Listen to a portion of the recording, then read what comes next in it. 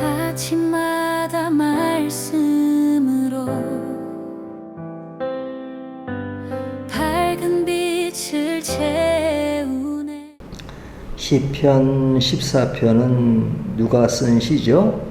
다윗이죠. 다윗이 이 내용을 기록하고 있는데, 이 내용 속에 나오는 주요 인물을 어떻게 묘사하고 있냐면 1절을 보면요, 어리석은 자는 그러죠. 어리석은 자라는 명칭을 씁니다.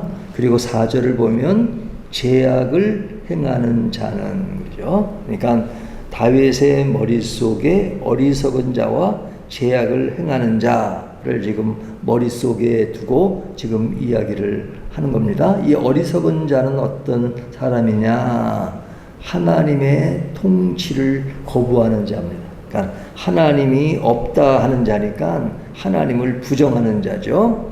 이 사람을 어리석은 자다 이렇게 말합니다. 뭐 지적인 능력이 부족하거나 그런 사람을 말하는 것이 아니라 하나님을 거부하는 사람, 이 사람을 이야기하는 겁니다. 또 4절에 보면 죄악을 행하는 자는 어떤 사람이냐? 4절을 보면요, 죄악을 행하는 자는 다 무지하냐? 그들이 떡 먹듯이 내 백성을 먹으면서 여호와를 부르지 아니하는도다. 여기 보면 약자들을 억압하고 자신의 힘을 가지고 실제적인 권력을 가지면서 하나님의 이름을 부르지 않는 자, 이 사람을 죄악을 행하는 자다 이렇게 말합니다. 그러면서 그들이 가지는 속성, 그들이 가지는 마음의 문제, 또 행실이 어떻게 드러나느냐 하는 것을 이야기하고 있는데요. 1절을 다시 보면 어리석은 자는 그의 마음에 이르기를, 마음에서 생각하는 겁니다. 하나님이 없다 하는도다. 그들은 부패하고 그 행실이 가증하니 선을 행하는 자가 없도다. 이 사람은 그의 존재의 근원인 하나님을 지어버리고 삽니다. 그러니까 하나님이 계시지 않다고 이들이 말한다고 해서 하나님이 안 계신 게 아니잖아요. 하나님은 계신 거예요. 하지만 그들 마음속에서 완전히 지어버렸기 때문에 그들은 신앙적으로 굉장히 가난하게 사는 것이죠. 가난하게 사는 겁니다. 6절을 보면 너희가 가난한 자의 계획을 부끄럽게 하나 오직 여호와는 그의 피난처가 되신다. 그들이 외적으로는 부자인지 모르지만 그러나 그 마음은 완전히 허공 또 허망한 그런 상태로 사니까 굉장히 가난하게 사는 것이죠. 무가치한 삶을 사는 그런 모습입니다. 그러니까 마음에 그렇고 그런 것이 행동으로 드러나는 것, 모든 것이 빈약하고 연약한 상태라고 말할 수 있죠. 이것이 이제 마음의 속성이 드러난 것이라면 1절, 3절, 4절에 나오는 말씀은 그들의 어떤 외면의 행실이 어떠냐? 그들은 부패하고 현실이 가증하니 선을 행하는 자가 없도다. 선을 행하는 자가 없다. 1절에 이렇게 말합니다. 3절을 보면 다 치우쳐 함께 더러운 자가 되고 더러운 삶을 산다. 하나님이 없기에 삶의 기준이 무너져 가증한 악을 일삼는다 하는 것입니다. 4절을 보면 그들이 떡 먹듯이 내 백성을 먹으면서 여호와를 부르지 아니하는도다. 배고플 때 떡을 먹듯이 당연하듯 가난한 자들을 착취하고 괴로운 일을 아무런 죄책감 없이 행하는 그들의 일상, 이것을 이야기하는 것이죠. 그러니까 여기 어리석은 자, 죄악을 행하는 자는 그의 마음에서도 그렇고 행실에 있어서도 늘 그러한 것을 드러내는 겁니다. 그러면 이런 사람들을 보면요, 어떻게 사는 게 편해요? 무시하고 사는 게 편하죠. 무시하고 아유, 너는 너의 길이니까 그냥 뭐 어쩔 수 없어. 말도 통하지 않으니까 그냥 내버려두면 되잖아요. 뭐 다윗이 이것을 모르겠어요. 하지만 본문에서 다윗이 이들을 거론하는 이유는 왜 그래요? 직접적인 관련이 있기 때문에 그렇습니다. 그러니까 그들을 통해서 다윗이 살아가는 데 있어서 실질적인 고통을 당하고 있어요. 그들이 남에게 고통을 안 주면 그냥 아이 그래 뭐 말도 안 통하니까 내버려둘 수 있는데 실제로 고통을 주는 것이군요. 의인들에게. 그러니까 다윗은 그들을 고발하지 않을 수가 없어요. 왜?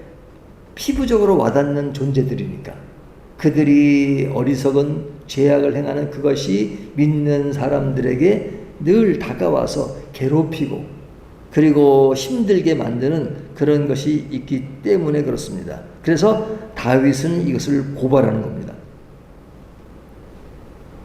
자신의 삶을 처절하게 짓밟고 또 실제적인 대적이기 때문에 그렇습니다.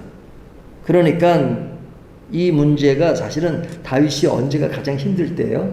뭐 저희들이 힘들다 그러면 그냥 우리들이 이렇게 객관적으로 일어난 사건을 통해서 보지만 다윗 스스로는 또 저희가 생각하는 것보다 다를 수가 있죠. 하지만 일반적으로는 제일 힘들 때는 사울에게 쫓겨다닐 때잖아요.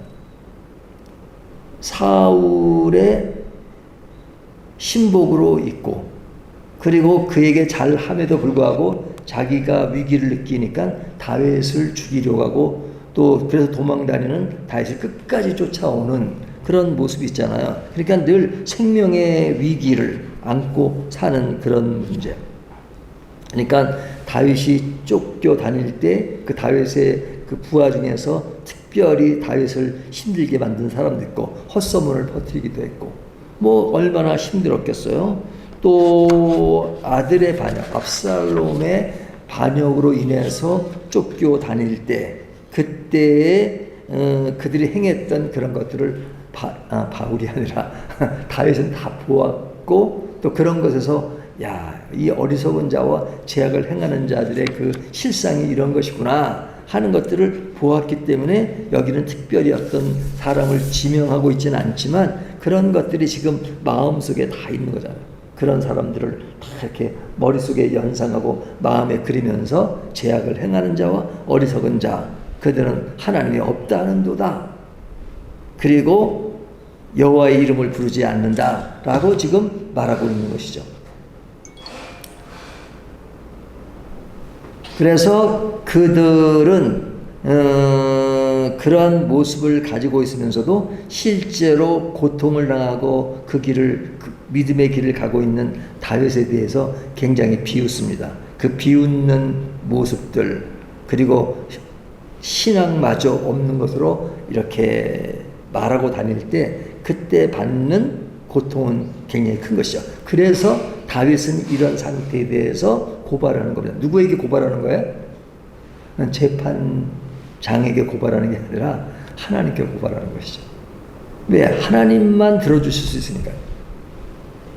그러니까 하나님 앞에 이런 악함에 자신이 무기력했던 그런 것들을 이야기하면서 그들 앞에 조롱을 받는 믿음의 사람들이 너무너무 힘들다. 그래서 그들을 이야기하지 않을 수가 없는 거죠. 그렇죠? 우리가 뭐 겉으로는 그런 것을 보면서 아무런 일이 없는 것처럼 생각하지만 그 마음에 있는 것 자체 지울 수는 없잖아요. 그러니까 이 지울 수 없는 그런 것을 누구에게 지금 이야기하는 겁니까? 하나님께 이야기하는 겁니다. 하나님, 그들을 보아주십시오. 그들이 정말로 어떤 삶을 살아가고 어떤 마음을 가지고 있는지 하나님 앞에 고발하지 않을 수가 없는. 그래서 이 시를 쓴 것입니다. 그러니까 진짜 믿음의 사람은요, 하나님 앞에서 이런 시와 같은 이야기를 많이 쓸 줄 아는 사람이죠. 근데 이제 하나님이 듣지 않는다고 생각하니까 자꾸 사람에게 하다 보니까 이제 사람과의 관계 속에서 또 새로운 그런 하나의 진영이 형성되고 그러잖아요. 그러나 사람은 다 알아줄 수 없지만 하나님은 다 알아주시기 때문에 다윗은 지금 하나님께 이것을 고발하는 것입니다.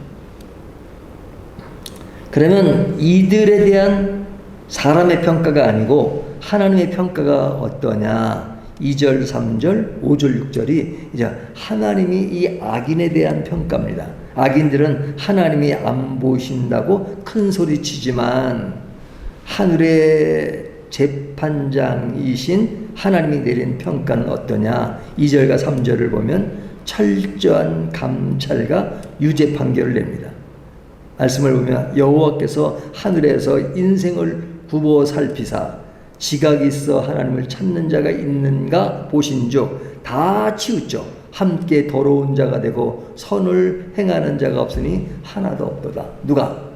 죄악을 행하는 자와 어리석은 자를 보니까 그들은 하나도 선을 행하는 자가 없다 하는 이야기는 하나님은 침묵하시는 것이 아니라 불꽃 같은 눈으로 그들을 굽어 살피시며 저는 유죄의 엄격한 판결을 내리고 계신 것이죠. 그러니까 하나님은 이 세상의 정의와 이런 것들을 보시고 침묵하시는 분이 아니라 사실은 하나님의 마음속에는 늘 보고 계신다는 거죠.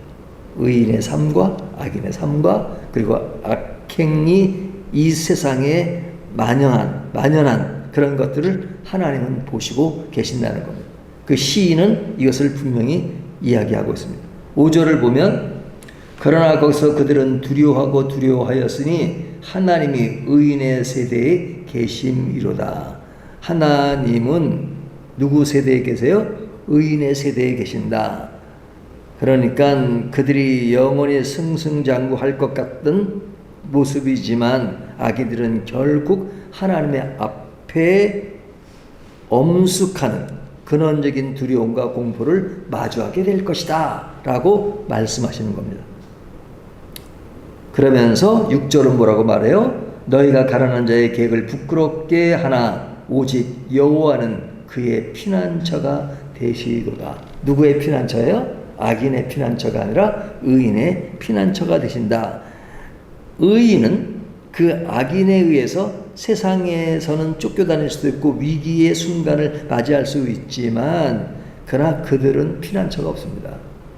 그리고 그 피난처가 될 수 있는 분이 그들을 이미 평가하고 계시고 그들을 재판하고 계십니다. 하지만 의인은 세상에서 어려움을 겪지만 그러나 피난처가 계시고 그리고 피난처는 다 보고 계신 거예요. 저는 이런 말씀을 보면 어릴 때 학교에 선생님이 이제 이렇게 종례하잖아요. 그럼 다 아주 교무실에서 애들 싸우는 거 다 보고 있다가 다 끝날 때쯤 되거든요. 야, 너 둘 나와. 너 왜 이렇게 애를 때렸어? 내가 다 봤어. 하고 참 마지막 딱 선생님이 그런 모습을 보는 것처럼 하나님이 쭉 보고 계시다가 침묵하고 계시다가 결정적인 순간에 딱 평가를 내리시는 그런 하나님이시다. 그렇기 때문에 의인은 악인에 의해서 괴로움을 당하지만 그러나 마지막 그 모든 것을 종합할 날이 있을 것이다 하는 것을 다윗은 이야기하는 것입니다. 그렇다면 이 말씀을 통해서 성도가 받을 수 있는 위로가 무엇이냐? 세상의 비아냥거림과 세상의 거친 억울함 속에 살지만 강렬한 위로를 줄 수 있는 세 가지를 말씀드린다면요. 이것이 2절 문맥 속에서 보면 눈물과 억울함을 다 보고 계신다는 하나님을 통해서 위로받을 수 있는 것이다. 하나님이 보고 계신다. 낱낱이 굽어 살피시고 그리고 언젠가는 이 모든 것을 다 완결하실 것이다 하는 것이고요. 두 번째는 어리석은 자는 세상에서는 어리석은 자가 아니라 똑똑한 자로 군림할지 모르지만 어리석음은 어리석은 것입니다. 그러니까 그들은 세상에서 기세가 있고 권력이 있는 것처럼 하나님 앞에서는 역시 어리석은 자일 수밖에 없다. 어리석은 자다. 그러니까 하나님이 보실 때 어리석은 자니까 끝난 거죠. 하나님 보실 때 어리석은. 세상 사람들은 어리석다고 보지 않아도 하나님이 그를 어리석은 자로 보신다는 겁니다. 그리고 7절을 보면 마침내 이 말 반전과 구원의 위로가 있을 것이다. 그것은 계속 반복되지만 영원한 왕께서 시온에서 일어나서 모든 상황을 역전시키시고 우리의 입술에 찬송과 기쁨을 가득 채우실 그날이 반드시 올 것이다. 그렇기 때문에 그날을 기억하면서 절대 위축되지 말라는 것이다. 위축되지 말고 그런 세상의 조롱에 위축되지 말고 그런 사람이 있으면 속으로 무시하라는 거죠. 속으로. 그러니까 우리가 사실은 이제 삶의 지혜도 필요한데 너무 말대로 안 되게 그냥 악행을 행하고 사람을 조롱하고 그러잖아요. 그럼 크리스찬들은 그냥 그것을 다 당하고만 살아야 되느냐? 그런 지혜는 필요하죠. 지혜는 필요하죠. 저 같은 경우는 정말 말 같지 않은 그런 사람이 있으면 어떨 때는 일부러 내가 그런 것을 되게 싫어한다는 표시를 할 때가 있거든요. 그럴 때는 딱 이렇게 고개를 살짝 돌려. 예. 싸울 수는 없으니까요. 근데 그러면서 이제 마음속에 정리하는 것은 결말은 있다. 하나님은 아신다. 하나님은 지금 보고 계시고 지금 평가하고 계신다. 그러니까 그냥 그때를 바라보는 것보다 내가 뭐 거기에 목숨 걸 필요 없지. 하나님을 바라보자. 하나님이 아신다. 라고 그 마음의 위로를 삼고 그런 어려움들을 조롱받는 것들을 피할 수 있는 것. 그러니까 다윗이 이런 걸 완전히 무시하면 이런 시를 쓰겠어요. 시 자체를 쓸 필요 없죠. 나는 그냥 믿음으로 다 극복했으니까 뭐 그냥 전혀 이런 거 염려 안 해. 그러면 못하러 이런 시를 쓰겠어요. 이런 시를 쓴다는 것은 그만큼 타격을 받았다는 거잖아요. 그리고 굉장히 기분 나쁘다는 거 아니에요. 그러니까 이 시를 쓰죠. 하지만 그 기분 나쁘고 그런 속에서 그냥 하나님께 위로받는 것을 지금 그냥 기억하면서 정리를 하는 거죠. 정리를. 그러니까 우리는 늘 신앙생활 속에 우리에게 기도가 있고 말씀이 있고 이런 시가 있는 것은 뭐 그냥 이것을 완전히 그냥 극복하고 있어서가 아니라 극복하지 못하니까 하는 걸 하는 겁니다. 그러니까 극복하지 못할 때 왜 나는 이렇게 극복하지 못하나? 믿음이 없는가? 믿음이 없는 걸 따지면 제일 믿음 없는 사람이 다윗이죠. 한두 편 씁니까 이런 거? 시편 150편 가운데 다윗의 시가 제일 많잖아요. 그런데 보면 그냥 하나님 뭐 이런 얘기를 많이 쓰는 것은 그만큼 왕으로 살았지만 힘든 일이 많았다는 겁니다. 하지만 우리도 이런 시를 쓸 수 있죠. 하나님 앞에 기도를 통해서 하나님을 찬양하고 바라보겠습니다. 그 말 속에는 아직까지는 극복이 안 됐으니까 하나님 내가 지금 이런 것을 하나님을 생각하면서 극복하겠습니다. 어떤 극복하는 하나의 그 과정을 지금 계속 하면서 하나하나 이런 것을 위로받는 과정을 지금 만들고 있는 것입니다.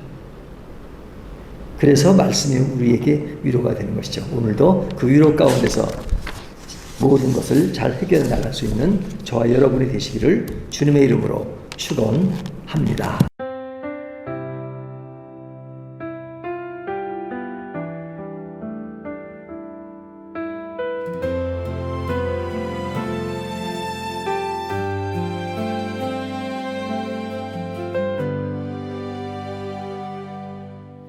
아침마다 말씀으로 밝은 빛을 채우네. 기도 속에 주님 계시고 숨결마다 찬양 되네. 밝은 교회 그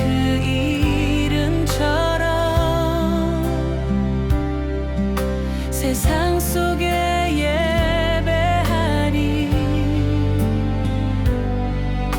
그